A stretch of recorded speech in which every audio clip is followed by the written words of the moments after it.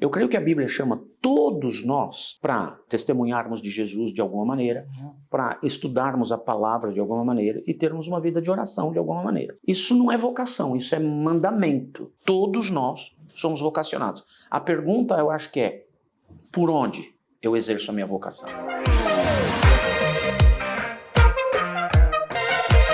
Olá, amigo, meu irmão, seja bem-vindo ao podcast da semana. Esse é o podcast da Igreja Aquiles. Eu sou o pastor Klaus Piragini e você é o meu convidado para acompanhar aqui o podcast. Toda semana com um pouquinho de liderança, explicando um pouquinho sobre trabalho, já falamos sobre dinheiro, já falamos sobre administração financeira. Semana retrasada ou passada, entrevistamos o Michel Piragini, foi uma bênção. E eu tenho certeza que você gostou, falando sobre engajamento. E hoje estou com um amigo querido, uma pessoa muito experiente, é um pastor, é um psicoterapeuta, e ele vai estar ministrando aqui esse tempo. É quase uma ministração, não vai ser nem uma entrevista. Está aqui com a gente aqui o pastor Nivaldo Nassif. Seja muito bem-vindo. Obrigado, querido. Uma honra para mim estar com você e com os seus ouvintes, assistentes, eu não sei, com o pessoal que te segue aqui nesse podcast. Uma honra para mim estar de volta à sua igreja hoje para esse podcast. Amém. Vamos que vamos. Tem gente no Spotify, no Deezer, no iTunes e no YouTube. Se você está assistindo por esse canal, não esquece de deixar seu like, comentar a sua experiência. Vamos falar um pouquinho de você. Manda. Me conta um pouquinho como é que você encontrou a sua vocação. Muito bem. Eu encontrei Jesus numa igreja, aceitei Jesus numa igreja, que fui lá por causa de uma garota, que nunca me deu bola, mas acabei me convertendo. Graças a Deus. E 3 ou 4 meses depois, houve um rapaz dando um testemunho de como ele havia encontrado a vocação dele. E a vocação dele, sim, foi assim, ele viu 2 moças brasileiras contando de como elas haviam sido perseguidas por bandidos num local remoto onde elas eram missionárias. E ele pensou, poxa, 2 moças e eu aqui? Não, eu vou ser missionário também. E aí ele encontrou a vocação dessa maneira. Neste momento, eu comecei a questionar a minha vocação, que eu queria ser psicólogo quando eu era garoto. E já havia feito a minha inscrição no vestibular da Metodista de São Bernardo, acho que era. E naquele ano eles abriram para odontologia e estava sobrando vaga em psicologia, ou seja, eu entrei, né? Mas alguma coisa aconteceu que eu, em vez de ir para lá, fui para Perdizes fazer faculdade teológica batista, porque eu achava que Deus me queria como pastor, embora eu não tivesse noção nem do que era ser crente, porque eu tinha poucos meses de cristão. Mas acabei indo para a faculdade teológica. Meu pastor falou assim, olha, para você ter certeza que você não errou, tem uma congregação nossa num bairro remoto de São Paulo, chamado Parque São Rafael. Naquela época, depois de Parque São Rafael, não existia mais nada, só lá depois das montanhas, o município de Mauá. E se dizia muito, depois de Parque São Rafael, Mauá. E ele falou, nós temos uma congregação, você vai dirigir a congregação? Eu falei, o que é uma congregação? Olha só. Aí fui lá, preguei num culto que eles tinham, num domingo, num salão de um boteco, que seria para um boteco, alugado. Tinha 15 cadeiras, eu e mais 8 pessoas. Eu preguei o que eu sabia pregar, não sabia nada. Mas quando eu havia aceitado Jesus, a igreja me deu um cursinho que se chamava Um Caminho para uma Vida Feliz. Você preenchia o questionário, punha no correio, essa missão mandava a segunda lição, eram 4 lições. E eu fiz isso. Mas como eu já estava no seminário de Perdizes, eu descobri que a sede dessa missão era no quarteirão de baixo. Eu fui lá e falei assim, olha, eu estou começando uma igreja e eu queria saber se eu posso levar os cursos e entregar pessoalmente. Essa foi a ideia que eu tive. Eles gostaram da ideia e eu levei um pacotão, 100 de adultos, 100 de crianças.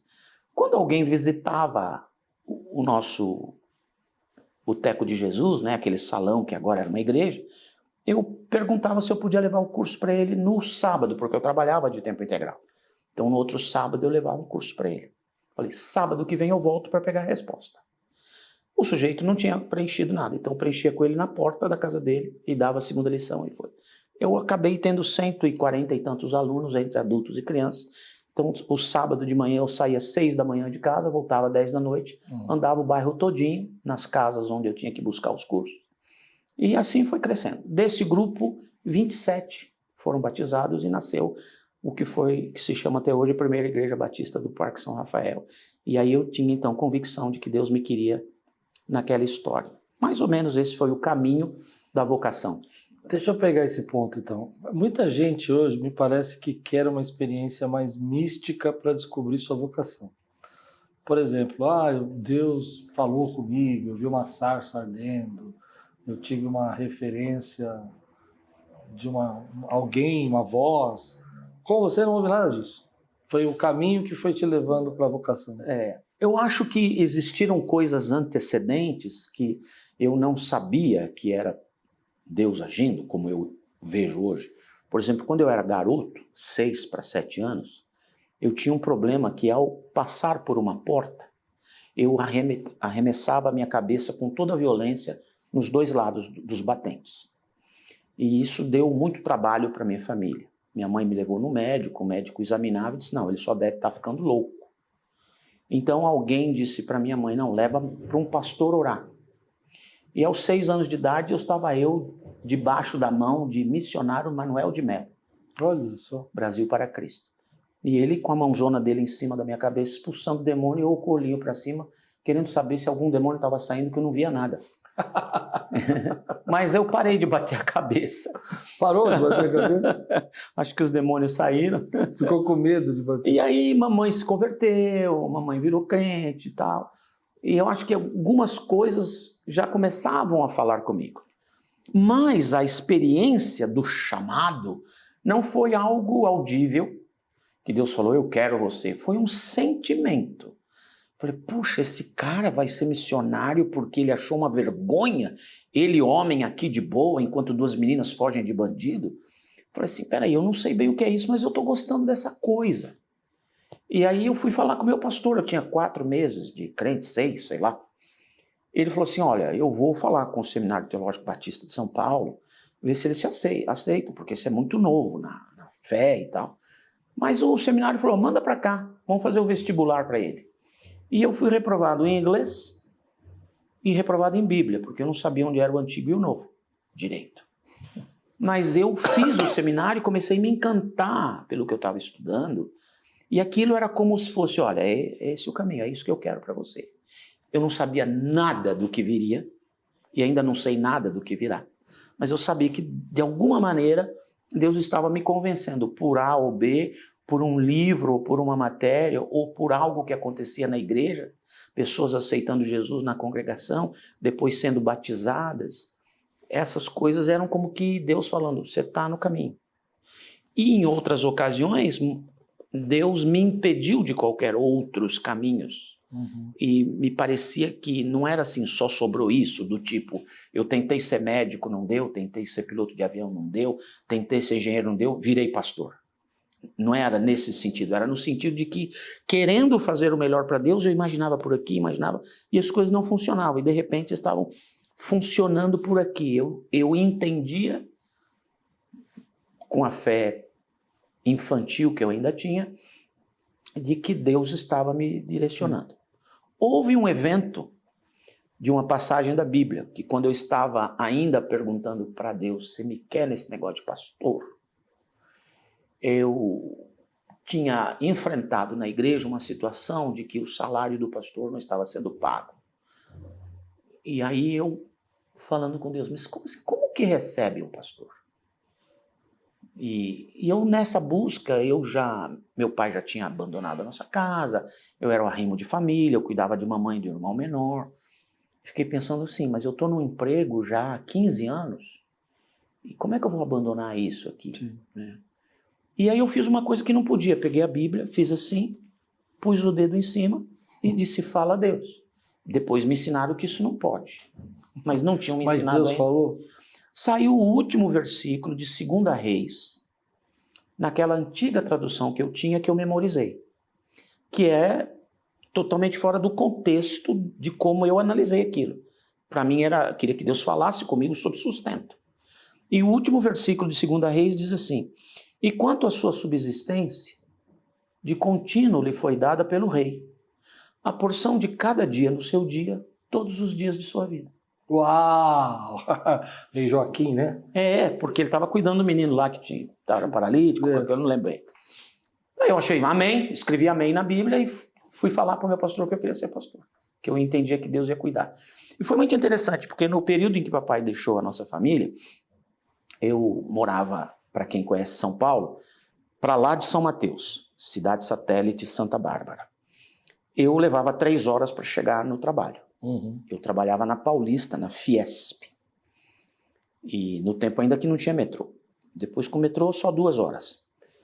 Saía às 6 horas do trabalho, pegava um ônibus, descia em Perdizes para fazer o Seminário Batista. E a aula terminava 11 horas. Mas tinha um ônibus que passava Lapa, Penha, pela Radial Leste, que ele passava ali 11h05. Então eu dava um jeito de acabar a aula mais cedo toda noite. Para sair correndo, descia aquela avenidona lá para baixo, para chegar lá, o ônibus apontando e eu entrando pendurado pelas portas.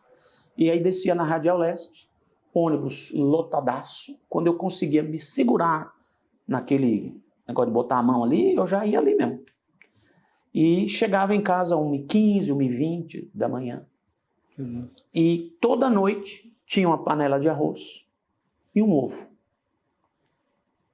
Toda noite. Era o meu sustento de cada dia. Eu levava uma marmita com arroz e ovo e de noite eu mesmo esquentava o arroz e eu fazia o ovo. Só que eu fazia assim, eu jogava muito óleo em cima para a clara ficar dura e a gema se manter molinha. Aí eu pegava com aquela espátula, botava em cima da montanha de arroz, furava para a gema com aquele óleo descer, para ter uma coisa com mais substância. O pessoal disse que eu era muito parecido com Jesus nessa época. Porque Jesus orava no monte, eu orava atrás do monte. No monte de arroz. No monte de arroz. Deixa eu voltar para terminar, pastor. E um dia eu cheguei em casa e tinha um bilhete da mamãe. Eu achei um resto de lã e fiz uma blusinha de neném. A vizinha viu, quis comprar. Eu falei, eu não vou vender. Dei para ela. Aí ela me deu 4 novelos de lã de presente e ela também me deu 2 gominhos de linguiça. E estava lá. Então come um gominho e deixa outro para amanhã, porque eu não vou ter dinheiro para o ovo amanhã. Aí eu comi o gominho de linguiça, joguei bastante óleo na montanha, e quando a barriga estava bem cheia, a minha barriga falou assim para mim, quero mais. E eu falei para minha barriga, não, esse é para amanhã. A minha barriga falou, você não lembra da promessa? A porção de cada dia no seu dia? Aí eu abri a geladeira, o pedacinho de linguiça falou, me frita agora. Aí eu fui para a segunda montanha. No dia seguinte, eu tinha convicção absoluta de que o ovo estaria lá. Cheguei em casa, tinha outro bilhete de mamãe. Seu pai lembrou que você existe, passou aqui e deixou 1 quilo de carne em bifes. Gente, levou 8 meses aquela churrascaria, foi uma maravilha. Né? Deus era fiel todo o tempo todo e até hoje. Todo dia ele supria as necessidades. Completamente. Quero voltar só um ponto aqui. Qual é a dica que você dá para essas pessoas que falam assim, eu não sei o que Deus quer de mim, não sei qual é a minha vocação, não sei qual é o meu chamado. Assim, de forma prática, assim, o que você aconselha? Primeiro, todos nós somos vocacionados. Sim. Todos nós. Quando eu estive no Cairo, eu tive contato com as pessoas da Universidade do Cairo, que é uma das maiores universidades do mundo, tem perto de 450, 500 mil alunos, e eles estudam tudo que você imaginar, medicina, ciência, tudo. Mas cada matéria, eles aprendem que eles estão sendo aquilo para serem uns missionários do Islã através da sua profissão. Eu acho que eles têm a visão que nós não temos hoje. Não importa se você é médico, ou engenheiro, ou piloto de avião, ou de foguete, ou de Uber. Você é um vocacionado. Sim. Eu creio que a Bíblia chama todos nós para testemunharmos de Jesus de alguma maneira, para estudarmos a palavra de alguma maneira e termos uma vida de oração de alguma maneira. Isso não é vocação, isso é mandamento. Se a Bíblia me fala isso, que Deus nos chamou todos para sermos dele. A Bíblia diz que nós somos sacerdotes, que nós somos reino, que nós somos profetas de Deus quando falamos de Deus às outras pessoas. Todavia, eu reconheço que algumas pessoas vão falar assim, olha, eu vou dar o meu tempo completo para isso. Então, a diferença para mim é, você está dando tempo completo ou parcial. Eu não vejo que nós tenhamos que ter um chamado especial, de forma mística, que Deus falou e tal. Pode acontecer? Pode. Quem sou eu para limitar o que Deus faz ou fala, ou os métodos dele? Mas de cara, para mim, todos nós somos vocacionados. A pergunta, eu acho que é, por onde eu exerço a minha vocação? Pela medicina? Pelo ser motorista de aplicativo? Por ser um pastor de tempo completo? Aí esta coisa é uma construção, me parece, diferente para cada indivíduo. Sim. Você vai ter que chegar a essa conclusão. Como? Primeiro, você usa o que de Deus você já conhece. O que você conhece da palavra de Deus?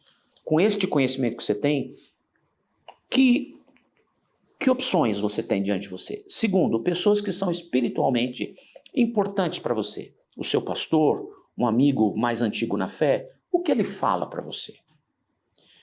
Lógico que, em vez de terceiro, talvez primeiro, a sua oração. Deus, o que você quer de mim? Se você é sincero para com ele, de alguma maneira ele vai engendrar, vai colocar convicções para você, que depois você, quem sabe, as pode confirmar pelo conhecimento de Bíblia que você tem, e por pessoas importantes. Se essas três áreas não lhe deram informações suficientes, para mim, Deus acabou de autorizar você a usar o seu bom senso para a sua decisão. Porque eu não vou ficar louco. Deus não pode brincar de esconde-esconde comigo. Ele tem que falar de um jeito que eu entendo. Sim. Se eu orei, se eu compartilhei com pessoas importantes na fé para mim, e se o meu conhecimento de Bíblia não foi suficiente, ainda resta um bom senso. Sim. Esse bom senso te aponta para o quê? Quais são as prioridades neste mundo para a sua vida, segundo a palavra? E opta por isso, né? Não tenha medo de errar.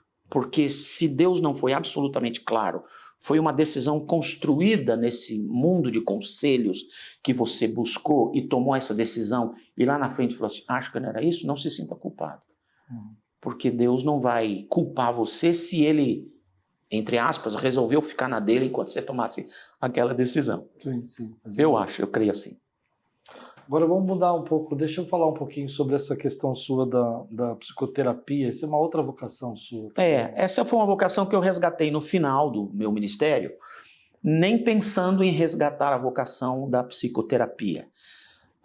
Quando eu era pastor em Boston, entre brasileiros, nós tínhamos uma igreja de umas 700 pessoas lá, e eu comecei a perceber duas coisas. Primeiro, que os brasileiros lá estavam mergulhados em dívidas. E a época que eu estava em Boston, os Estados Unidos estava economicamente bem. Ele foi ter problema em 2008 com a queda da bolha imobiliária, a explosão da bolha imobiliária. Mas até então era um país muito próspero. Ronald Reagan deixou um país economicamente muito forte, que o Bush pai usou, que o Clinton usou e depois o Bush filho. Muito bem, mas eu vi os brasileiros mergulhados em dívidas. Sim. E eu peguei e falei assim, puxa, o que eu vou fazer? Fui estudar livros de finanças, porque eu queria ensiná-los. Eu não tinha dívidas, mas eu não sabia nada sobre administração financeira. Eu não tinha nada para o futuro, eu nem imaginava o futuro. Porque eu vim de uma escola teológica que diz, se você botou a mão no arado, não olha mais para trás, Deus vai prover. Então eu não preciso fazer nada. Eu não tinha uma provisão para o futuro. Quando eu começo a ler livros de finanças de crentes e não crentes, eles eram unânimes em uma coisa. Você tem que mudar a sua cabeça, senão você não vai se preparar para o futuro. Mas não diziam como. Neste mesmo momento, eu percebo que os brasileiros também não estão estudando. Eles estão indocumentados, 80% do meu povo. Amanhã ou depois, se eles precisarem voltar, isso aconteceu em 2008, 2009 e 2010, eles vão chegar sem nada nas mãos no Brasil. Então eu falei assim, descobri uma universidade que dava aulas em português, que eles podiam fazer online e uma vez por semana presencial. Levei essa faculdade para a igreja e para dizer para eles, olha, eu velhinho vou estudar, eu fui estudar. E existia uma matéria chamada aconselhamento clínico. Aí eu fiz um bacharel em aconselhamento clínico para animar o meu povo, vamos que vamos. E aí eu gostei do negócio e a universidade falou, ó, vai para o mestrado. Aí eu fui para o mestrado meio empurrado com a barriga, mas fiz o mestrado. Aí a universidade fala, não, vai para o doutorado. Eu falei, não, doutorado eu não quero. Eu tinha raiva do PhD. Por quê? Achava que era uma esnobação. E um dia eu estou conversando com um empresário na cidade de Boston e o cara atende o telefone, mexe no celular, mexe no papel e não presta muita atenção no que eu estou falando, até que em algum momento eu falei, eu estou no Dr. C. Dr. C é candidato a doutor. Aí ele falou, como? Eu falei, oi? Ele falou, você falou que está estudando o quê? Estou fazendo um doutorado. Não, ele se ajeitou na cadeira e falou, de quê? O telefone tocou, ele falou, pôs assim a mão no telefone e falou, me fala, que doutorado é esse? Aí eu falei, ah, é? Essas 3 letrinhas malditas abrem portas? Eu vou pegar as 3 letrinhas. Aí o senhor fez o Aí eu fiz o doutorado em aconselhamento clínico. No Brasil não existe. No Brasil existe psicologia clínica ou psiquiatria. O aconselhamento clínico nos Estados Unidos está entre os dois. Se eu fizesse 2 anos de residência médica, eu podia receitar remédio como psiquiatra. Olha. Lá. Mas nessa coisa de estudar tudo isso, eu estou com aquela ideia do finanças na cabeça. Sim. Então a minha tese de doutorado foi como que os seus maus hábitos e traumas emocionais de infância sabotam a sua administração financeira pessoal. Olha. Aí eu procurei todos os links na psicologia positiva, na antropologia e na história para ver quais eram os aprendizados errôneos que eu tenho de herança dos meus antepassados. Qual é a minha cultura, em termos de cultura geral? Como é a cultura brasileira? É uma mistura de culturas árabe, europeia, indígena, africana. Eu sou uma mescla de tudo isso. O que vem daí? Eu peguei o livro do Valentino, acho que é o Valentino 1806, que é um livro desse tamanho sobre a história do Brasil, e li esse livro e encontrei 82 aspectos da cultura portuguesa que são nossos hoje. Aí, como eu morava em Boston ainda, eu passei a mão no livro, peguei minha esposa e minha filha, nós fomos para Portugal, que eu queria ver a cultura brasileira em Portugal. Eu fui com esse olhar. Eu entrei na Praça Coimbra para trocar dinheiro, o cara não tinha moedas. Na casa de câmbio, o que ele me deu? Balinhas. Até as balinhas da antiga mercearia, da venda, que eu ia como criança, que o cara dava balinha de troco, era uma herança portuguesa. Olha só. Eu entrei numa padaria e vi o sonho. Sabe sonho? Sim, de padaria. É, aquele pão que tem um creme no meio. Eu falei assim, nossa, esse pão brasileiro chegou aqui, o português quase me bateu. Falou, ora, pois, isso foi um pão português? Eu falei, como português? Sei, sim. Eu falei, lá no Brasil tem isso aí, chama sonho. Sonho, isso é ridículo. Isso aqui é bola de Berlim. O que é bola de Berlim? É um pão que os portugueses inventaram em protesto ao muro de Berlim. Mas que chega no Brasil e vira sonho. Aí eu falei, pô, até isso é uma herança portuguesa. Então comecei a perceber que, por sua vez, 500 anos de dominação árabe. Uhum.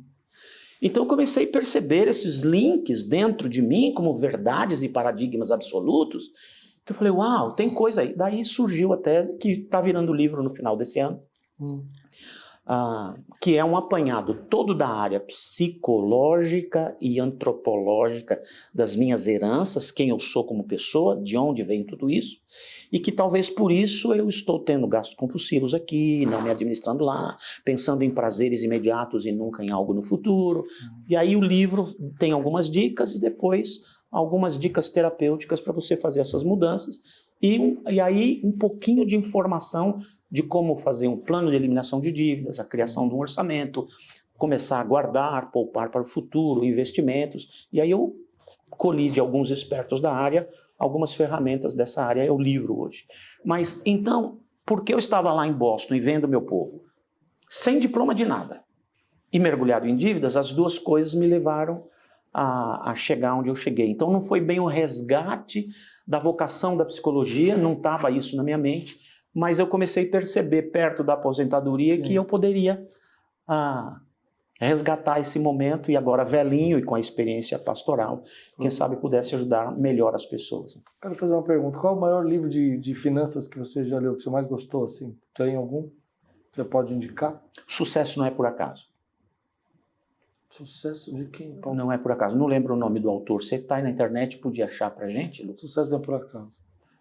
Esse livro, ele trabalha isso, essas mudanças mentais, né? Interessante. Ele diz que o sucesso não é por acaso, você planeja e tal.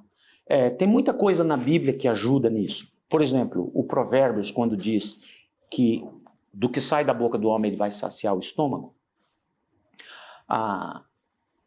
não é só uma coisa para mim espiritual, é Sim. uma coisa científica, que talvez a Bíblia só tivesse dando para você a experiência que ela está vendo entre os homens, né? A Bíblia é mais pragmática do que científica, vamos assim dizer.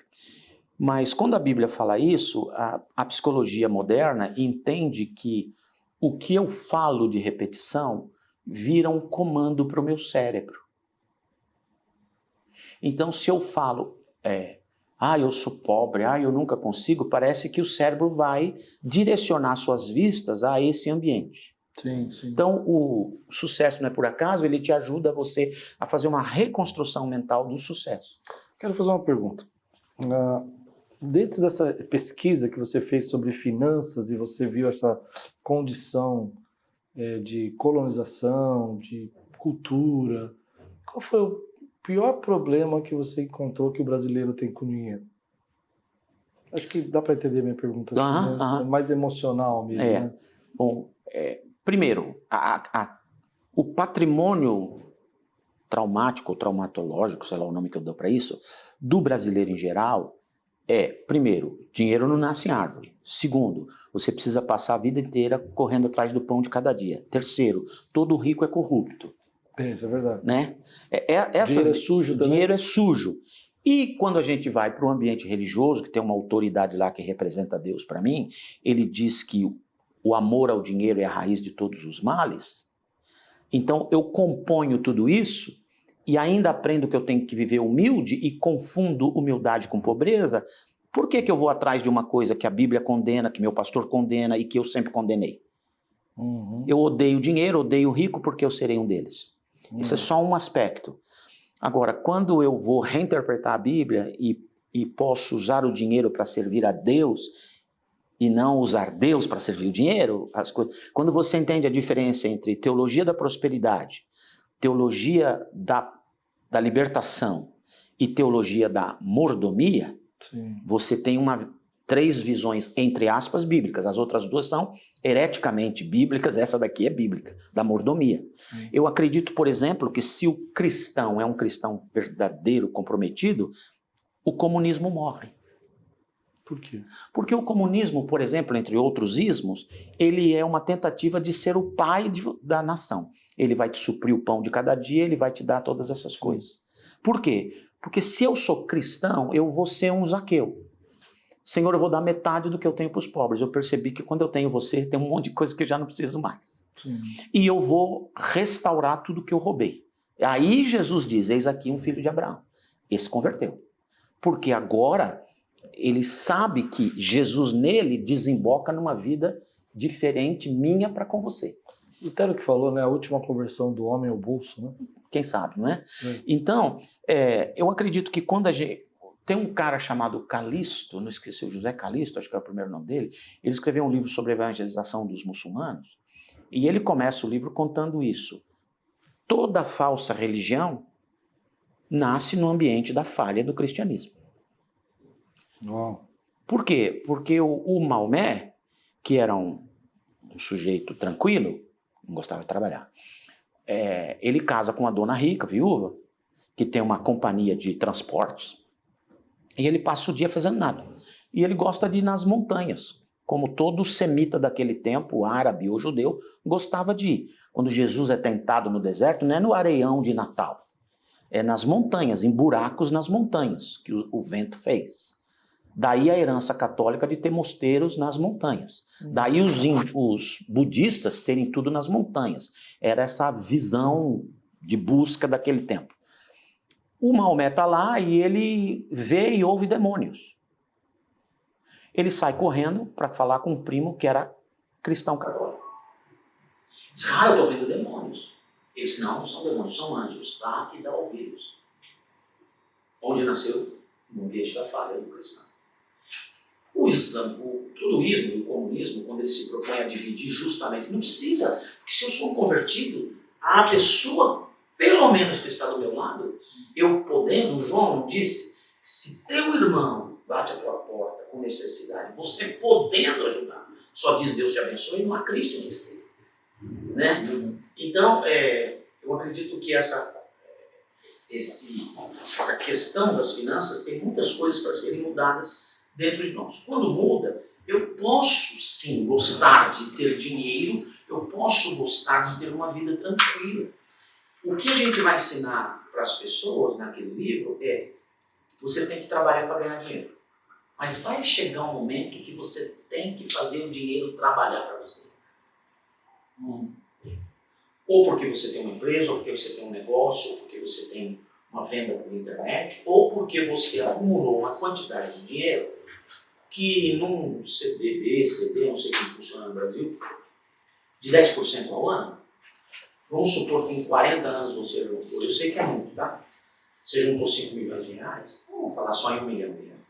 Em 40 anos você juntou 1 milhão de reais na poupança e põe a 10% ao ano, no final do ano você tem 100 mil. Se você pegar os 100 mil e dividir por 12, você tem 8 mil por mês e 1 milhão continua lá. Esse é o jeito do dinheiro trabalhar para você. Um jeito simples. E lógico, você tem que considerar várias nuances, como por exemplo, que segurança eu tenho no meu país? Será que eu tenho um novo sequestro de dinheiro? O que eu faço? E o Eclesiastes vai dizer, porque você não sabe que crise virá no mundo, coloca o seu dinheiro em diferentes lugares para crescer. Então, estávamos falando sobre a tese de doutorado, que foi como os meus maus hábitos de infância, os meus ensinos errôneos desde a infância e até traumas emocionais vão sabotar a minha administração financeira pessoal. Então, vamos supor que uma pessoa tem um sentimento de abandono, ou um sentimento de rejeição, ou um sentimento de não ser validada, não ser incluída, que é diferente de rejeição.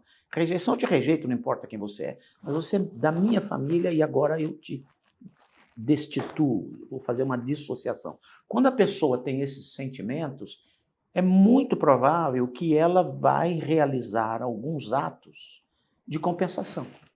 E muitos deles são gastos compulsivos. Eu gasto uma coisa que fez um cafuné em mim. Só que ele é de curta duração, então eu tenho que gastar outro. Você sabe que eu tinha isso? Eu cortei o senhor, mas eu achei muito engraçado isso.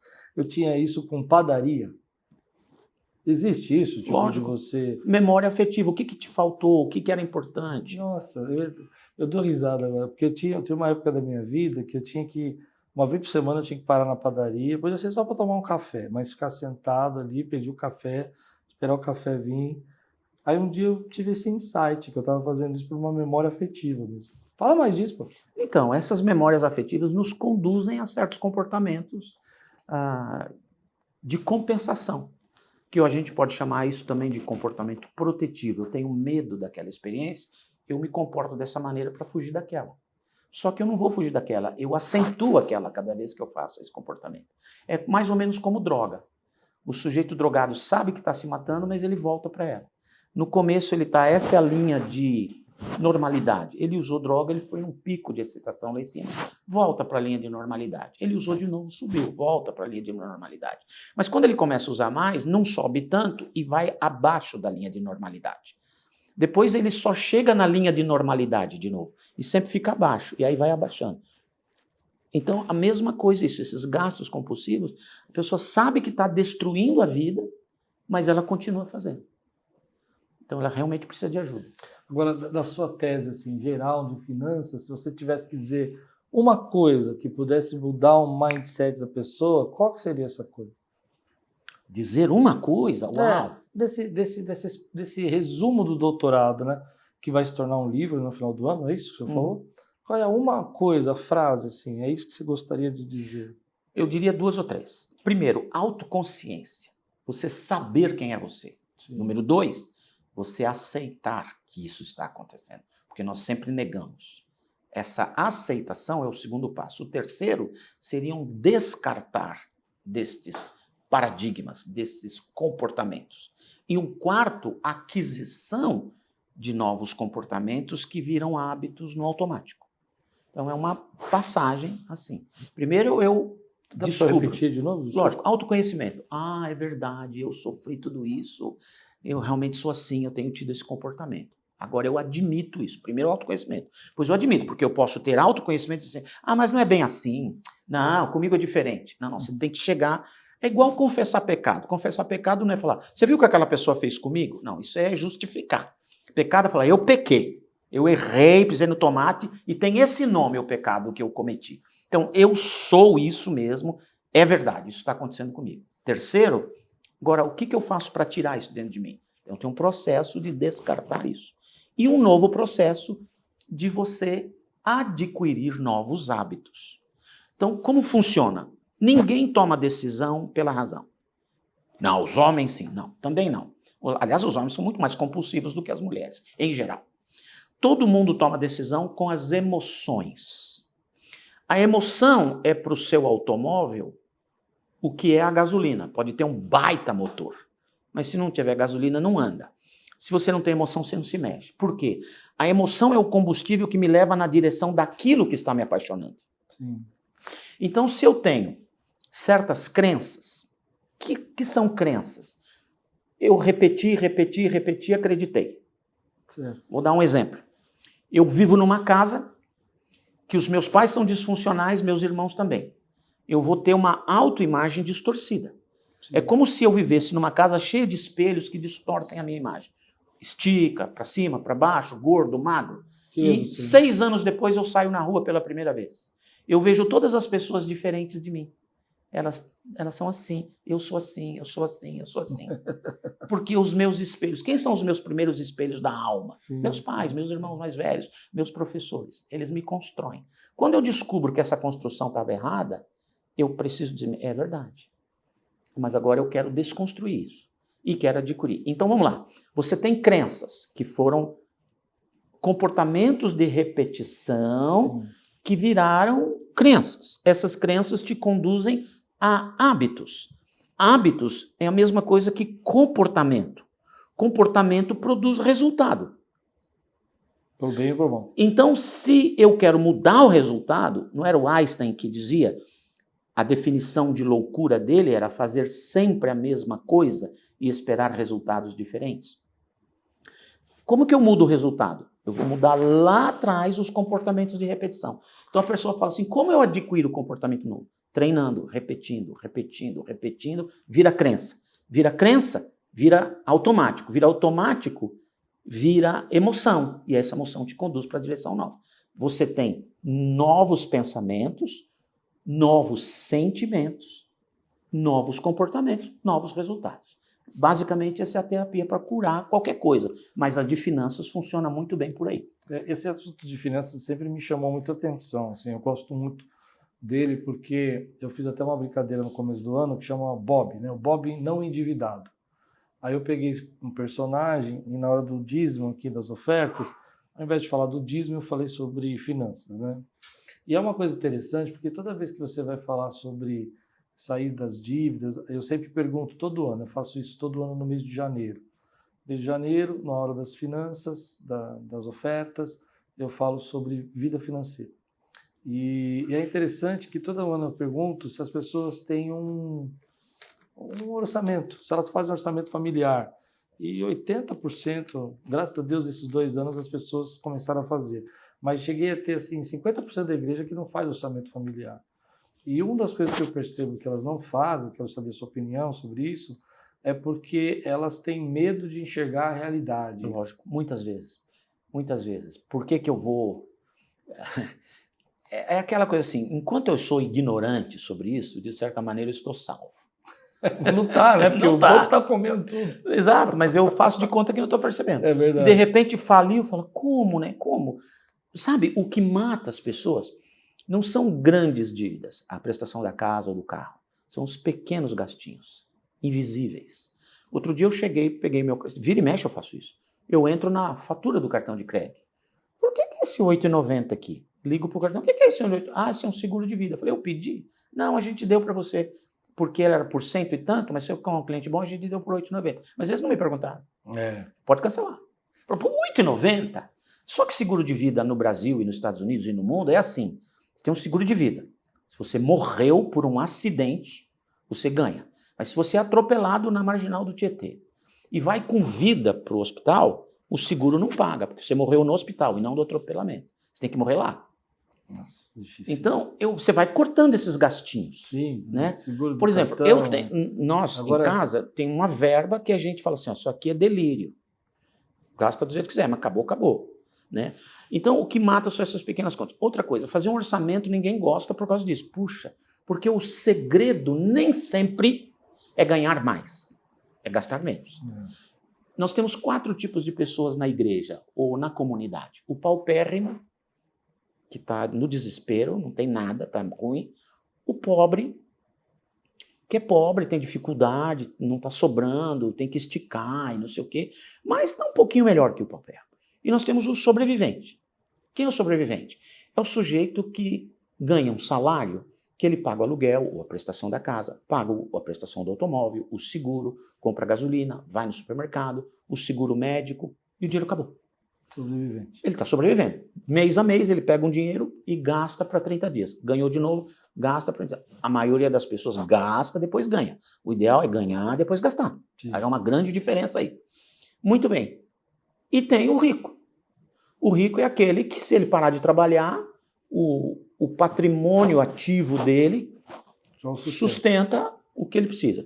O que as pessoas precisam? 4 coisas. Precisam um lugar para morar. Precisa uma roupa para se vestir. Precisa de saúde, inclui aí alimentação e saúde. E um meio de transporte, mínimo. Certo? Essas 4 coisas, o sobrevivente e o pobre têm baseado no salário que ganha. Se o salário balançar, essas 4 coisas balançam. No meu livro, eu chamo isso mentalidade de escravo. Você é um escravo. Porque se você parar de trabalhar, isso cai. Você não pode parar de trabalhar. Você é escravo. E se você parar para pensar como funciona o sistema, a gente trabalha 5, 6 dias de semana, que nem uns doidos, para ter um dia de folga. Pô, a vida inteira. É escravidão. Como faz para você transferir a sua mentalidade de escravo para uma mentalidade de livre? Como? Como? Vou explicar. Mas como é a mentalidade livre? Ele também tem aquelas 4 coisas. Roupa, alimento ou saúde, meio de transporte e lugar para morar. Certo? Agora, existem diferentes tipos de roupa, de alimento, e de carro e de casa. Tem a casa que tem 1.500 metros quadrados na cobertura do apartamento e tem aquela casinha de 2 dormitórios ou de um dormitório só. Mas é dele. Certo? Então não vamos discutir as qualidades, ou a quantidade, o modelo, o luxo, ou a simplicidade dessas 4 coisas. Apenas dizer a roupa, alimento, o meio de transporte e um local para morar. A mentalidade do livre, isso tudo está baseado na montanha de dinheiro que ele acumulou ao longo da vida. Se o salário balançar lá, aqui não balançou. Se o salário cair lá, aqui não caiu. Então, este cara que tem essa montanha de dinheiro, que sustenta essas 4 coisas, ele não precisa trabalhar, o dinheiro está fazendo isso para ele. Essa é a ideia do livro, de transferir você da mentalidade de escravo para uma mentalidade livre. Como? Pagando para você. Você nunca pagou para você. Você só paga para os outros. Tanto é que a gente tem dia de pagamento, a gente tem dia de recebimento. Então, do que você juntou, você tem que arrancar um pedaço e pagar para você. Aonde? No começo, na poupança. Mas não dá nada. Outro problema de mentalidade. Dá sim, a longo prazo. Sim. Só que você não vai deixar eternamente na poupança. Você vai ganhar educação financeira, vai diversificar isso daqui. Amanhã vai no CDB, amanhã vai não sei o quê, amanhã vai no fundos imobiliários, fundos mútuos, você vai ter aula para isso, para você diversificar. Simples. Vai para o seu banco. Fala assim, seu gerente, eu quero ter R$1 milhão daqui 40 anos. O que eu faço? Ele vai falar, não posso prever direito o futuro, mas com base no passado, se você botar tanto por mês, daqui 40 anos você vai juntar uns 380, mas os juros compostos te darão R$1 milhão. É verdade. Né? Então, como que eu ensino criança? Você ganha a mesada. E já tiro uma parte. Eu ensino os pais a construir 3 cofrinhos. Nossa, também. 3 cofrinhos. Cofrinho de guardar, cofrinho de doar ou ofertar e o cofrinho de gastar. Vamos supor que você vai dar R$10 para o seu filho.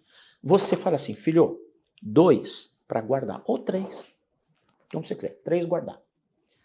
Ainda tem 7.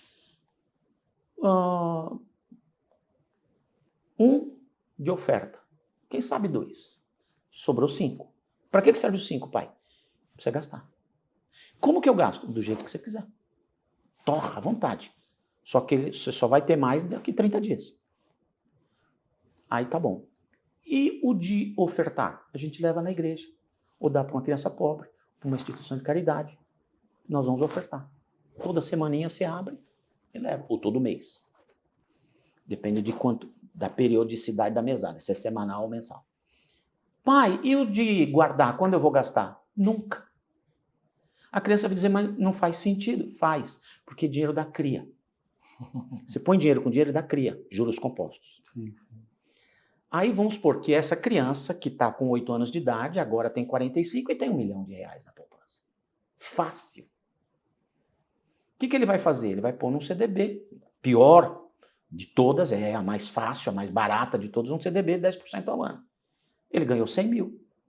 Se ele já sabe viver com metade do que ele ganha, porque desde criança, lembra? Ele gastou metade.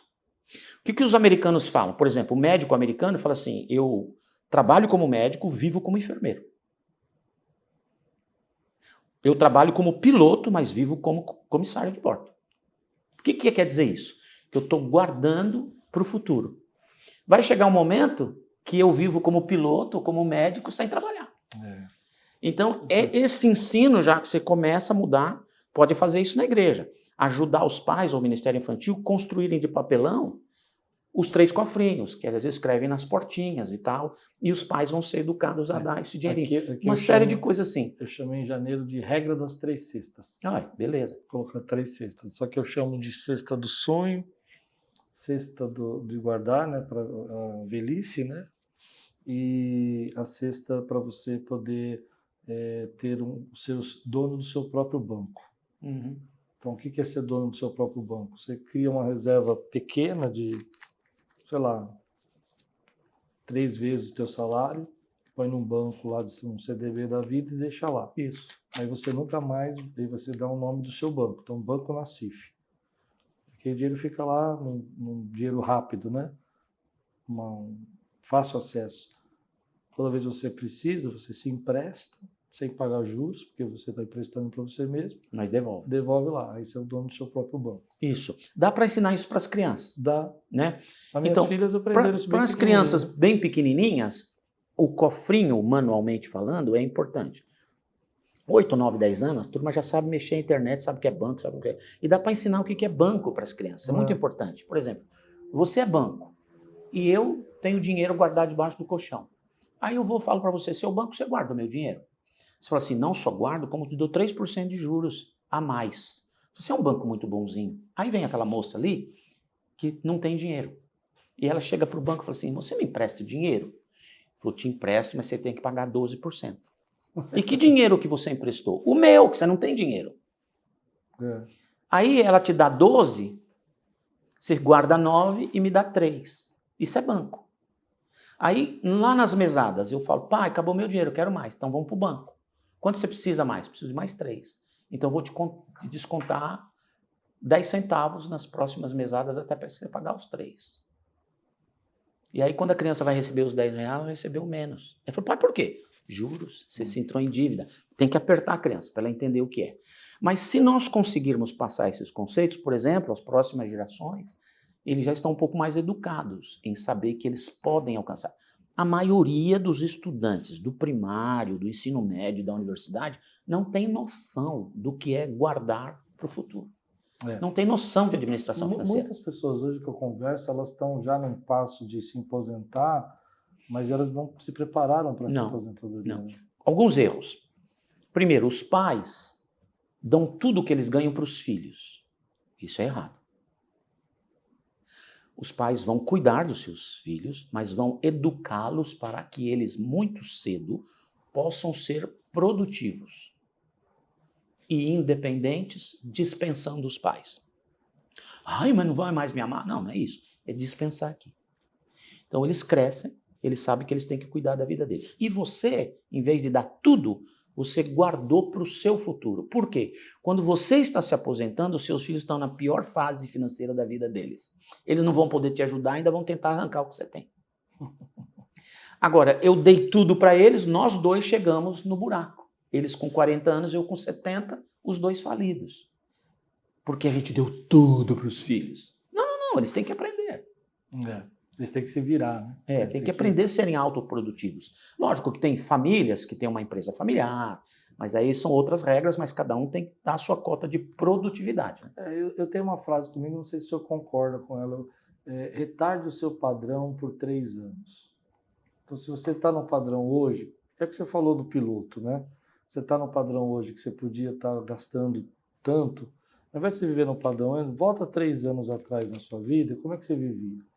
Né? Onde que você ia? O que você comia? Porque Excelente. a gente tem uma situação de que começamos a ganhar mais, por qualquer motivo, e a gente quer mudar nossas roupas, nossas marcas, nossos restaurantes, os nossos passeios, as viagens, né? Antigamente você ficava em Airbnb, mas agora você quer ficar em hotel. Antigamente você ia no restaurante lá, comia um pastel, agora você já quer ir no restaurante 5 estrelas.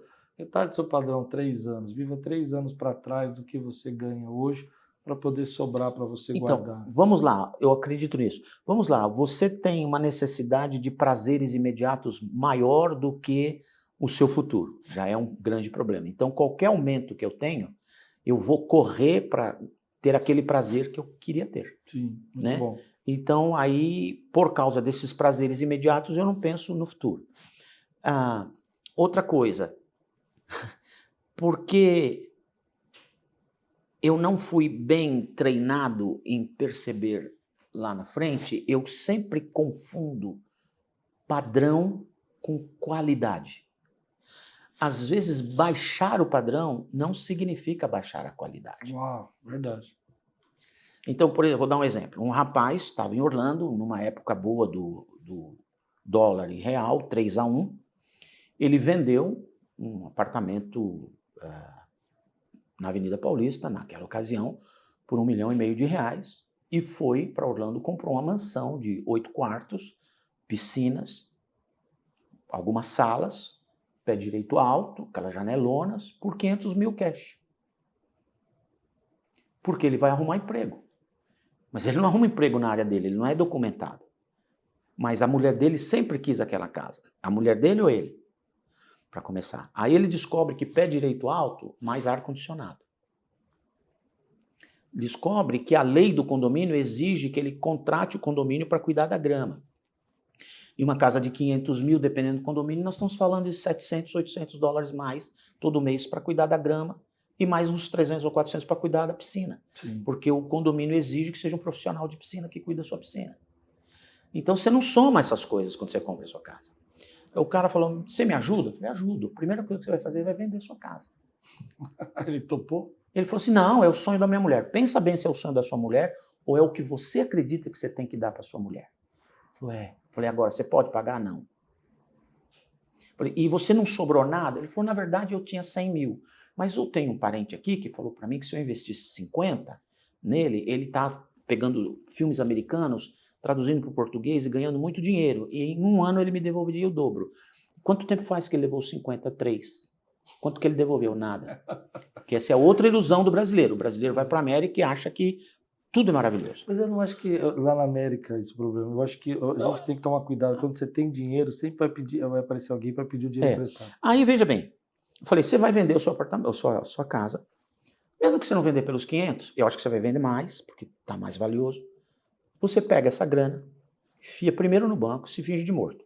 Acha um apartamentinho num condomínio por aqui, você só tem uma filha, né? 2 dormitórios, 3, vai, para alguém que quer te visitar. E vai morar ali. Você não mudou de bairro, sua filha continua no mesmo colégio. Uhum. Os mercados que você frequenta continuam lá. Está tudo lá. Só que você tem uma reserva financeira. E você gastou menos da metade para comprar o seu apartamentinho. Pensa nisso. Pô. Não, eu não posso baixar o padrão. Falei, então não tenho como te ajudar. 6 ou 7 meses depois, cruzei com esse cara na rua e um senhor ao lado dele falou assim, ó, meu pai veio aqui, me socorreu, pagamos, resolveu. Eu falei, tá bom, se você tinha um pai, você não tinha nem que me procurar. Você tem um pai que te financia depois de casado? Não, esquece, pô. Compra outra casa. Pô. Entendeu? Só com uma, né? Mas, então, o que o brasileiro faz? O brasileiro gosta de mostrar no Facebook o que ele tem. Então, ele vai para lá e já compra um Camaro amarelo. Ele vai com 30 mil dólares no bolso, gasta 10 no hotel até arrumar uma casa e um emprego, quando arruma, mas ele já comprou um carrão, já apostou. Com juros de 18%, 22%, quando os juros lá é 1%, 2%. Então, um monte de coisa faz, porque essa ansiedade. Quando tem um menino de uma igreja, ontem eu fui pregar numa igreja, e o menino que foi me buscar de automóvel falou, estou sonhando em ir para os Estados Unidos, que eu preciso ir para lá, eu sou jovem, sou solteiro. Eu falei assim, você quer ir para lá? Quero. Eu falei assim, primeiro, você tem que mudar o nome do país. Ele falou, como assim? Eu falei, você tem que mudar o nome do país na sua cabeça. Não é Estados Unidos, é Escravos Unidos. Você vai trabalhar 10, 12 horas por dia sem nenhum dia de folga. E sem nenhum benefício, né? Sem nenhum benefício se a polícia não te pegar. É verdade. Quer? É essa a vida que você quer? Pensa bem. Então, porque trabalha, não tem dia de folga, não tem férias, e não tem aviso prévio, não tem leis trabalhistas. O cara te contrata e te manda na rua no outro dia, sem nada, acabou. Então precisa ter uma mudança mental em caso de mudança. Mas vamos voltar aqui às finanças. Nós precisamos curar essas ideias lá do passado. Sim, sim. Então por isso que eu acho que você só dá uma caixa de ferramentas para um sujeito administrar o dinheiro dele, não vai dar em nada. Uma coisa que Você tem que mudar a cachola dele. Uma coisa que eu vi nos Estados Unidos que mudou um pouco a minha cabeça, acho que essa parte é positiva. Hoje eu não vejo tanto, mas a primeira vez que eu fui foi em 2004. Isso me chamou muita atenção. É que parece que lá nos Estados Unidos uma coisa é comprada pelo valor da coisa. Então, por exemplo, se uma camisa tem pano para custar $30, né, R$100, 150 manufaturado, já com lucro, ela vai custar esse valor. Aqui no Brasil não é assim. No Brasil é pelo valor que nós damos à coisa, não o valor do produto. Que eu acho que isso é um problema que o brasileiro tem. Então ele olha um produto, um carro que lá fora vai vender mais barato, aqui vai vender mais caro, porque o brasileiro pensa que se ele comprar mais caro é mais status para ele. Né? Existem alguns erros dentro de nós que também precisam ser curados. Primeiro, se o cara é um experto no assunto, então é verdade. Verdade. Tá? Esse é um dos grandes problemas. Né? Outra coisa, se é caro, é bom. Isso também. Então tem uma loja lá nos Estados Unidos que comprou joias daquela pedra azulada, esqueço o nome, topázio, não lembro. Vários tipos de joia. Botou numa loja que com frequência de turista internacional com grana. Ela não vendeu. E estava num excelente preço. Porque era de turista, não era local. Aí um dia ela vai sair de viagem e ela manda um e-mail para a empregada dela e falou assim, ó, bota tudo a metade do preço. Mas ela escreveu 1/2. A empregada entendeu, dobra o preço. Quando ela voltou de viagem, tinha tudo sido vendido. Ela falou, vendeu. Então metade do preço foi... Metade? Você não mandou pôr o dobro? Eu pus o dobro do preço, vendeu tudo. Porque se é caro, é bom. Porque nós queremos... O que é shortcut? Cortar caminho? Sim. A gente não quer ficar pensando, se eu corto o caminho, eu já resolvo. É caro, então é bom. Outra coisa, a marca me produz. A minha esposa sempre me fala que eu gosto de roupa de marca. Marca de azeite, de ketchup, de café. De propaganda? Eu não gosto de propaganda. As minhas roupas, tudo que está aqui, com exceção do meu tênis, tudo que está aqui não tem marca. É tudo Walmart ou Marshalls ou qualquer coisa do gênero. Eu entro numa loja de marca e vou direto no fundão. O fundão são as ofertas. Claro. Esse paletó aqui, 190, paguei 29. Porque eu fui no fundão. E não aparece marca, você não sabe o que é. Porque eu detesto camisa de time, por exemplo. Eu não uso camisa de time porque tem propaganda. Eu já estou fazendo propaganda do meu time, ainda vou pagar para fazer propaganda para os outros? Eu não visto. Então eu não gosto de roupa de marca. Aquelas camisas que aquelas marcas enormes, eu não compro. Mas é gosto pessoal. Nada contra você ter uma Tommy, uma Ralph Lauren, ou uma Donna Karan. Não tenho problema com isso. O meu problema é que você valorizou a marca e não o produto. Você nem viu se o produto é bom. Eu vi uma vez que lá nos Estados Unidos eles estavam, uma das empresas, acho que era a Polo Ralph Lauren lá, ou aquela Polo A100 lá, assim, alguma coisa, que elas estavam colocando cada vez mais o logo maior, porque quanto maior o logo, mais o brasileiro comprava.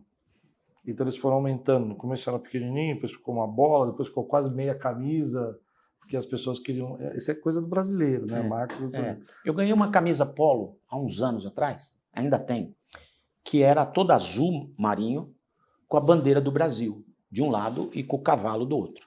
Mas pela bandeira do Brasil eu visto. Não pelo cavalo que estava lá.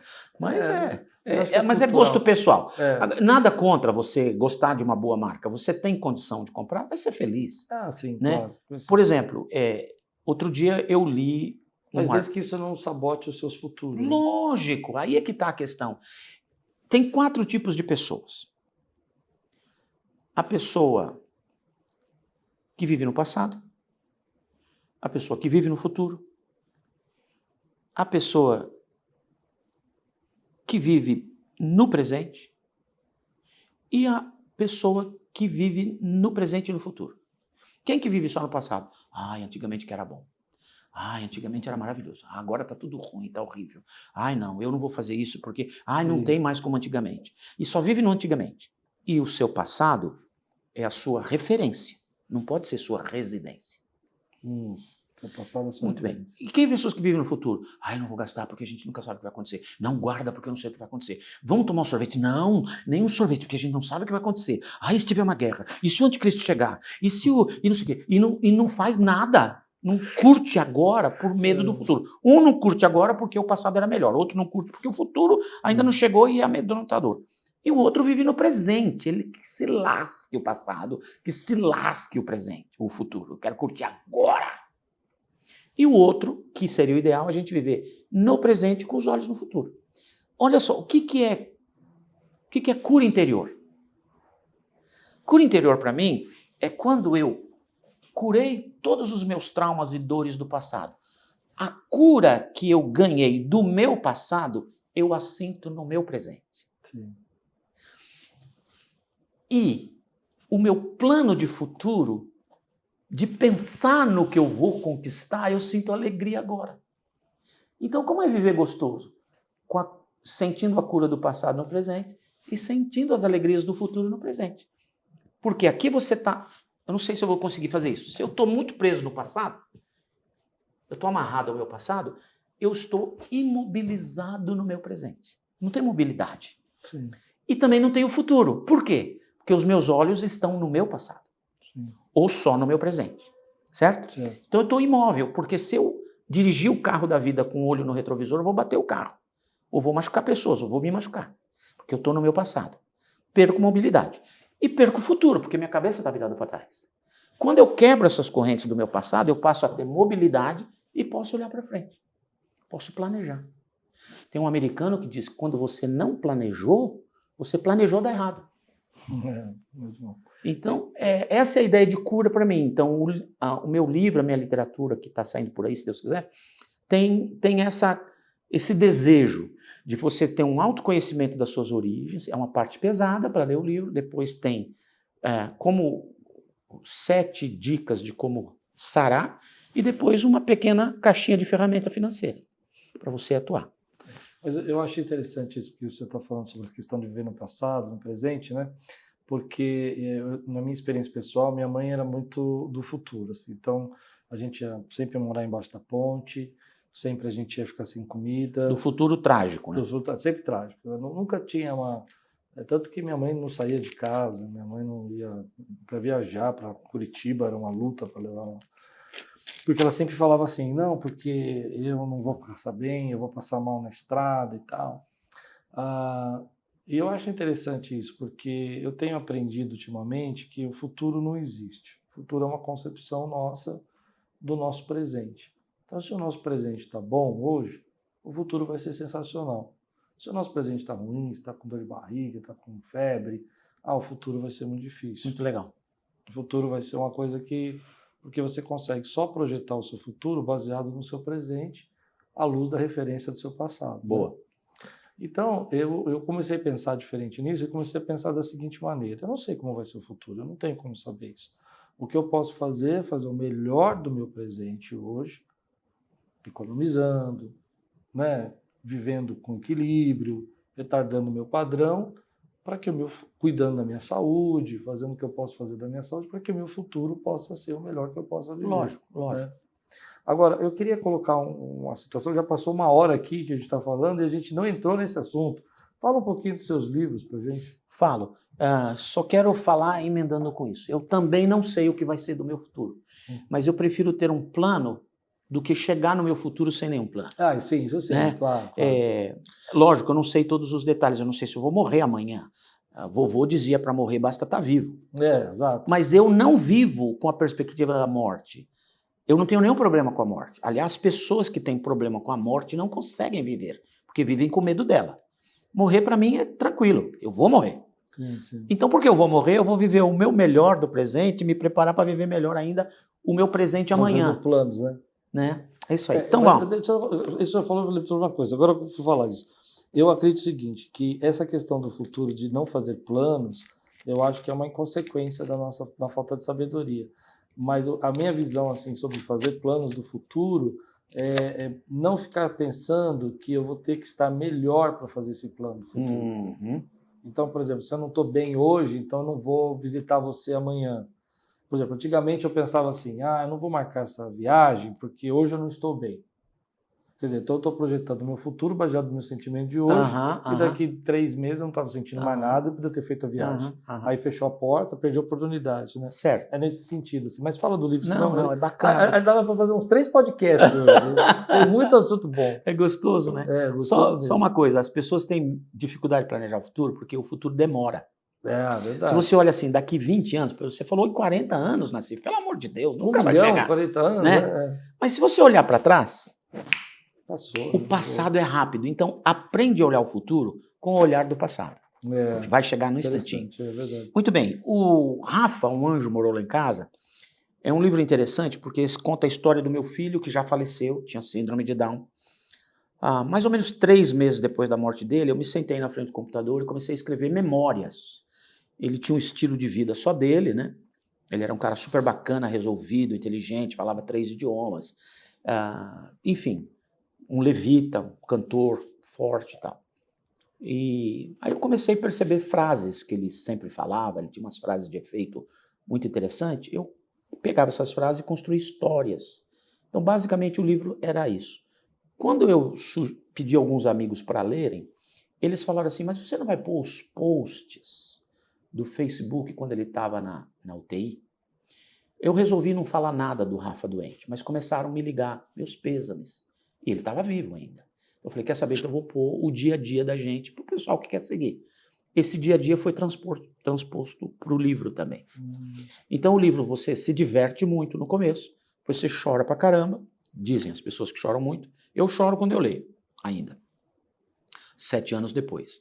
E o final do livro é uma guinada para a vida eterna. Então eu pus uma música, uma letra de uma canção que eu gosto muito, que eu gostava muito quando o Tim Maia cantava. E eu gostava tanto de você, o seu retrato ainda está na parede do meu quarto, às vezes quero ir para um lugar onde eu não possa mais pensar em você, etc e tal. E ele fala, e eu gostava tanto de você. Eu pus a letra aqui, no começo. Também, no final, eu pus uma letra do Eric Clapton, que para mim é uma das músicas mais lindas do mundo. Eu estou falando de 2 não crentes, queria deixar para o seu povo aí que eu sou crente. Mas o Eric Clapton, ele escreveu talvez uma das canções mais lindas do mundo, que se chama Lágrimas no Paraíso. Ele tinha um garoto de 4 anos, numa balada em Nova York, no apartamento dele, o garoto passou pela janela e caiu de 30 andares, faleceu. E ele vai escrever aquela canção, e ele diz, If I go to the heaven, you know me? Você vai me conhecer? Aí ele fala, but I must to be strong and carry on my life, because I don't belong to the heaven. Ele fala, mas eu tenho que ser forte e levar minha vida de alguma maneira, porque eu não pertenço ao paraíso. Ele tinha uma convicção de não salvo. E aí eu escrevi no livro, a minha dor é menor do que a do Eric. Porque eu pertenço ao paraíso. Amém. E espero que um dia ele se converta. Então, esse é o livro. O livro, o primeiro editor não gostou, falou que era ruim e tudo, mas resolveu publicar. O livro hoje está na 5ª ou 6ª edição. Já me deu prêmios esse livro. Está em alguns idiomas. E ontem de manhã eu recebi um novo telefonema de um ator chamado Felipe Simas, que é um ator brasileiro, acabou de gravar um filme chamado Asa Branca, que era de um locutor de rodeio brasileiro, que cai nas drogas, depois se converte. Ele fez o filme, está pronto, em algum momento vai ser lançado no mercado. E ele também já fez novela, fez vários outros filmes, e ele me seguia no Instagram, não sabia. E ele me falou, Nassif, quero fazer um filme com você. Tenho essa ideia, essa ideia, essa ideia. Eu falei, tá bom. Você conhece meus livros? Não. Mandei para ele. Aí ele falou, Nassif, esquece minha ideia, eu quero fazer um livro do Rafa, um filme do Rafa. Que legal. E ontem ele me ligou, disse, eu quero o PDF do livro, porque a minha roteirista vai ler, produzir o roteiro, e no dia 6 e 7 do mês que vem, nós ainda estamos em maio? Junho, né? Maio. Maio vai entrar junho agora. Um dia. Dia 6 e 7 de junho, 2 dias. nós vamos ter um encontro, ele, eu e a roteirista, em São Paulo, que ela vai discutir alguns aspectos do roteiro que ela vai construir em cima do livro, mais outras experiências, e então levar ao produtor brasileiro, aqui de São Paulo, que foi a produtora que fez esse último filme que vai ser lançado. Então, não sei se isso vai se transformar em realidade ainda, parece que sim, mas acho que ano que vem, ou 26. Então, essa é uma história, e a ideia é não só falar da síndrome de Down, mas trazer toda essa problemática de pais que têm filhos especiais, que é completamente diferente. Por exemplo, quando a gente engravida da nossa criança, a gente engravida de uma criança idealizada. Se for menino, vai torcer pro meu time, vai jogar futebol comigo, vai viajar comigo. Se a menina vai botar vestinho de rendinha, vai fazer balé, vai tocar piano, a gente idealiza a criança. Aí o médico vem e fala assim, ó, tem um problema. Imediatamente, a criança idealizada, a gente enterra emocionalmente, faz luto dela e leva para casa a realizada. Há uma enorme diferença entre a idealizada e a realizada. Sim. Primeira grande luta. A última. Quem vai morrer primeiro? A ideia é que sempre seja os pais, né? Os pais não querem morrer primeiro. Eles preferem, secretamente, que o filho especial vá primeiro. Porque se a gente morrer primeiro, quem vai cuidar como a gente cuida? Quem vai entender como a gente entende? Quem vai amar como a gente ama? Essa neura existe. Você precisa cuidar dessa gente, entendê-los, né? Lúcia e eu, secretamente, só entre ela, falou assim, o Rafa não vai entender se a gente faltar. E ele falava, Paulinho, e se eu morrer? Eu falei, eu morro atrás, filho, eu vou com você. Né? Por quê? Tem downs que chegam ao suicídio quando os pais morrem. Então os pais são assustados com isso, entre outras questões que nós vamos tratar no livro para conscientização, e vai ser uma pegada evangelística também no filme. Então esse é o livro do Rafa, Um Anjo Morou Lá em Casa. Por que anjo? E como faz para comprar? Porque anjo para mim é mensageiro. Para mim o Rafa e para minha esposa, para nossa família, o Rafa foi alguém que Deus nos mandou com mensagens de mudança da nossa própria vida. Quando terminou a tarefa dele, ele se foi. Bom, tem no meu Instagram, tem no Mercado Livre, e se você me ligar, eu mando entregar em casa, o meu assistente pode mandar. E aí veio outros livros, mas esse é o último, se chama De Feridas a Troféus. É um livro que fala sobre esse protocolo terapêutico que eu uso nas minhas sessões de psicanálise, que é uma leitura das dores emocionais que o ser humano teve da gestação aos 7 anos e que se transformaram nas bases ou alicerces da construção da persona, da personalidade, dos traços de personalidade. Então, com base naquelas 5 dores, se constrói a personalidade de uma pessoa. Sim. Acontece que essas 5 experimentações desconfortáveis, dolorosas, da vida do ser humano na gestação até os 7 anos, o sistema, o patrimônio neurológico desse ser humano registra, me deixa sinais dessas dores do lado de fora da mente humana. Você tem uma mente pelo lado de dentro que eu não posso ver, mas o invólucro da sua mente é o seu corpo. E eu encontro sinais no seu corpo, no formato da sua cabeça, no formato da sua testa, no formato das suas têmporas, no formato dos seus olhos, no formato da sua boca, no formato do seu queixo, no formato dos seus ombros, no formato dos seus braços, no formato do seu quadril, no formato das suas pernas, canelas, pés.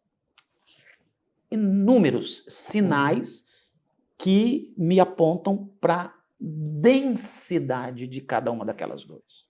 Então eu sei medir quantos por cento você teve de cada dor só olhando para uma pessoa. Isso acelera o processo terapêutico, porque eu já conheço a história de vida só de olhar. Lógico que eu converso com a pessoa e vou validando o que eu estou vendo. E aí eu construo um gráfico daquela pessoa e fala, ó, você teve 30% de rejeição, 40% de abandono, você teve 28%, 30% de manipulação, de humilhação e de traição. Então a pessoa percebe o gráfico. Com isso, você pode ser assim, assim, assim, assim, assim. Se você juntar esse ponto com esse ponto, você pira nesse lado. Se você juntar esse com aquele, você tem esse tipo de comportamento. E a pessoa fala, não é possível. Você está falando da minha vida. É possível, porque o seu patrimônio neurológico deixou isso por fora. Então, os meus olhos estão treinados para ler isso numa pessoa e ajudá-la a ter autoconhecimento dos seus traumas. Ah, é verdade. Agora vamos descartar? Vamos. Por quê? Eu vou ajudar a pessoa a perceber que trauma pode ser chamado de outra coisa. De uma estratégia para alcançar uma meta. Por exemplo, você se acha feio ou feia, eu sou feio, ninguém vai gostar de mim, porque eu sou feio. Então você tem um trauma, certo? Você tem uma autoimagem lá para baixo. Mas, na verdade, isso é só uma estratégia para você alcançar uma meta. Que meta é a sua? Não tomar um fora de ninguém. Então eu não tomo fora, mas eu sou feliz? Não. Porque o seu trauma, que é uma estratégia para alcançar uma meta, só pisa mais em cima de você. Entende? Então eu vou dizer, vem cá. Você se acha feio? Vai lá e fala com a garota. O não você já tem, não tem? Quem sabe se ganha o sim. Mas com medo eu não vou, aí eu não ganhei o não. É só uma estratégia. Eu só dei um exemplo. Então esse livro te ajuda a perceber isso. Nesse livro eu contei a minha história de vida, de infância, pai, mãe, todas aquelas bagunças. E no final eu conto a história do clone de mim mesmo. Por quê? Porque eu sabia que eu tinha todos esses problemas, então eu crio uma versão melhorada de mim mesmo que sai pra rua. Incluindo mandar essa versão melhorada orar. Porque eu sei que Deus não me aceita com todos os meus problemas. Então eu falo, vai o Nivaldo perfeito. Sim. Vai o Nassif perfeito. Quando o Nassif perfeito chega lá, Jesus fala assim para ele, quem é você? Eu não te conheço. Não foi por você que eu morri na cruz? Eu morri na cruz por aquele cara detonado lá. Sim. Aliás, eu morri na cruz porque ele é detonado. Aliás, eu gosto dele porque ele é assim. Eu amo porque ele é desse jeito. Vai lá e fala para ele vir falar comigo. Ele é aceito. Aí começa a libertação. Aí eu falo, então eu posso ser eu mesmo. Né? Eu posso, e eu tenho uma vantagem de poder ser eu mesmo. Eu envelheci. E as pessoas acreditam tudo isso à minha velhice. É velho. Então esse livro, De Feridas a Troféus, por quê? O nome original era De Feridas a Cicatrizes. Mas para não ficar dois nomes pesados, a gente mudou cicatriz para troféu. Quando você corta, o nosso corpo foi feito para autocurar. Sim. O Adão e a Eva estragaram bastante coisa disso, né? A gente não autocura tudo. Mas aí curou, certo? E se o corte foi muito profundo, depois vira uma cicatriz. A cicatriz tem pele mais forte do que a pele normal. Então, quando eu vejo uma cicatriz, eu sei, houve ferida, houve dor, houve sofrimento, houve resiliência, houve cura e um recurso adicional. É mais forte a pele. Então, aquela cicatriz é o meu troféu de vitória. Por isso o livro tem esse nome. Valeu? Muito bom, pastor. Muito obrigado. Eu Obrigado quero fazer um podcast depois só sobre o livro um dia. Se eu tiver em São Paulo de volta, a gente marca. Eu quero falar só sobre essa questão. Bora falar. Tem uma coisa interessante que você fala no livro, e eu achei muito bacana, que eu sempre me cobrei muito com relação a não ser uma pessoa criativa do nada, né?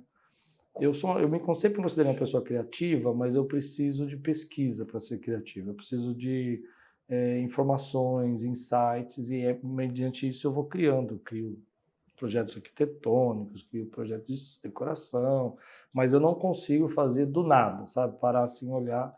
E no livro, quando tem uma parte que o senhor fala sobre a questão, não sei se, como o senhor chama, do abandono, né? E que as pessoas que passaram por abandono, eles são criativos, mas eles precisam de referências, né? Eles vão fazendo uma junção de referências para fazer a criatividade. Isso foi muito legal para mim, ajudou bastante, porque às vezes eu orava e queria que Deus me desse a revelação da palavra sozinho.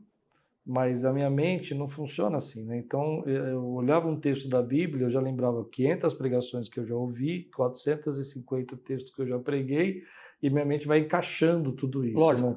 Porque você é naturalmente criativo, você tem um QI mais elevado. Infelizmente, a média de QI brasileiro é 90. 100 está entre inteligência e não inteligência. A média, não quer dizer que todo mundo é 90, tem muita gente com 140 aqui. Sim. Mas a média é por 2 razões, 3 ou 4 razões. Primeiro, má alimentação na infância, famílias disfuncionais e convivência com esgoto de céu aberto. Isso baixa o QI de uma pessoa. Uau, sabia que o esgoto abaixava? Segundo, o estilo de ensino brasileiro. O estilo de ensino brasileiro joga o QI para baixo. Muito bem, o cérebro humano é igual para todo mundo. A média da Europa é 117, do Japão é 125. Mas é o mesmo cérebro, mas tem a ver com os primeiros anos de vida, muito importantes. Muito bem, mas você tem um QI elevado. Obrigado. Na verdade, pelo seu formato de rosto, de testa, de têmpora, etc. E também pelo seu formato de corpo no geral. O seu corpo é grande em cima, as pernas dão a impressão que são menores do que o resto do corpo. Só uma impressão, que elas afinam. Isso tem a ver com o QI. Muito bem, só que você, pelo abandono, e mais do que pelo abandono, por um sentimento de ter sido manipulado na infância, então você precisa que a sua criação seja provada pela ciência que ela está certa. Então, naturalmente, você busca toda uma gama de informações que validam o que você está fazendo. Sim. Então, você passa, além de ser criativo, inovador. Você inova. Porque você fala, tem isso aqui, mas eu vou ali, mas eu vou ali, mas eu vou ali. Quando você vê, você melhorou ainda mais a coisa. Você cria e inova. Sim. Então, essa é uma capacidade tua. Por outro lado, porque você tem uma capacidade de liderança, você de pé põe a mão na cintura de vez em quando? Não muito, Como mas... você está agora, assim? Não muito, mais sentado. Assim, tipo, lembra o Superman? Sim, assim, né? Lembra o Superman? Às vezes. O Superman Eu sempre gosto mais de fazer assim. Também. Cruzar Lembra o assim. Superman assim, ou às vezes o Superman é assim. É assim. Certo? Assim Por eu quê? gosto mais. Quem manda aqui sou eu. Lá em O casa poder é está assim. comigo. Entende? Em casa, Então você intimida. Você chegou no lugar, a pessoa já encolhe, porque você veio muito forte.